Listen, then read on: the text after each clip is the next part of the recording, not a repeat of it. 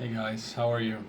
So today's video is actually on how um, I have found recently to approach failure as in a constructive way, and basically that's the title: How to Make Peace with Failure.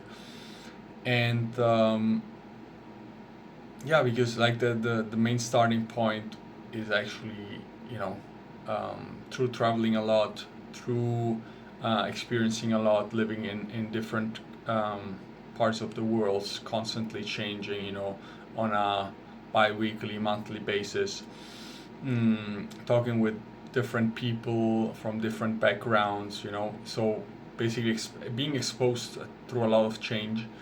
um, I tend to fail a lot, and so I also tend to make a lot of things right, just to be clear. But then, failure is part of the process, and sometimes failure kind of, some failures just burn a little bit, and I was just kept asking myself, okay, like how can I shift perspective and how can I approach this in a way that makes it actually productive for me, because failures are never gonna stop. They're will keep the failures will keep coming, and so it's best to kind of find a way to approach it, which is healthy, which is more enjoyable, I would say. And so, with this being the starting point, I watch a couple of other videos, obviously, of people who talk about failure, and I'm also a pretty avid sporty guy. I like going to the gym, and so the kind of the word failure. I kind of realized, that failure is obviously is used in personal growth, in life experience, but it's also a term that applies or is used in the gym world. Like when you're working out and you're working out to failure, so in order to stimulate the muscle properly, and so basically the concept in what seems to be the concept in the gym world is that when you train, you in order to make progress and just not to waste time, when training, in order to train properly, basically one of the parts is that you should train to failure. Okay, and what this means basically is that, let's say you're doing reps, you're doing a bicep curl, and then basically what you should do is kind of do as many curls, or you should do curls until you cannot do them anymore. Okay, so you're basically failing.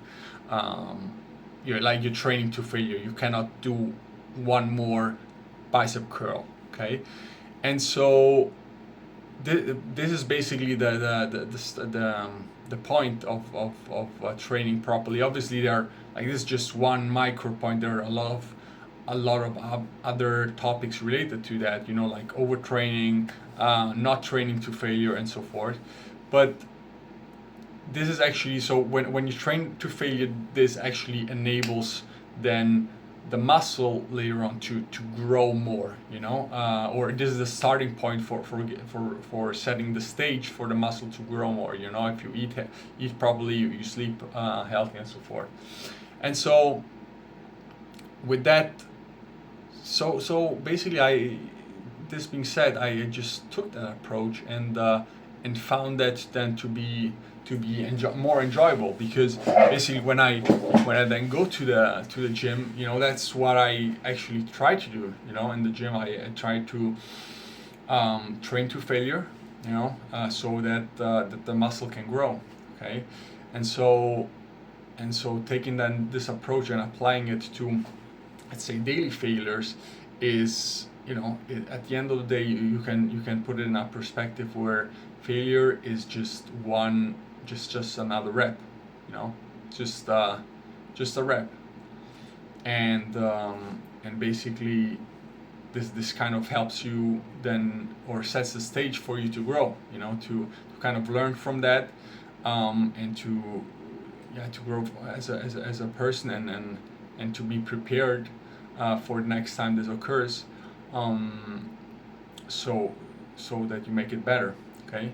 And what is also interesting is that, if we just take this gym based mentality and mindset and then apply it to other topics that are related to failure, like overtraining or not training to failure, then this is applicable as well, right? So if you're basically not training to failure, I would translate this to kind of being bored, kind of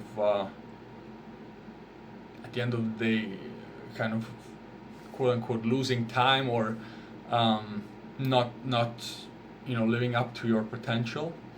And whereas, if we take that concept of overtraining, is okay, you're actually failing too much.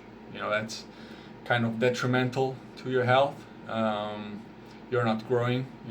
So because after failure, you kind of need some rest period, as I was saying before. You need to eat properly. You need to also fail in a way. I mean, you train until failure, but you don't train until your arm falls off. Yeah, right. So with the proper technique and everything, and I mean, this is actually the main concept, and I think this is why I love the gym and sports in general, because like many other people, I think these concepts are transferable to daily life, and kind of teach you from a personal and spiritual point of view, techniques that you can apply in your daily life as well.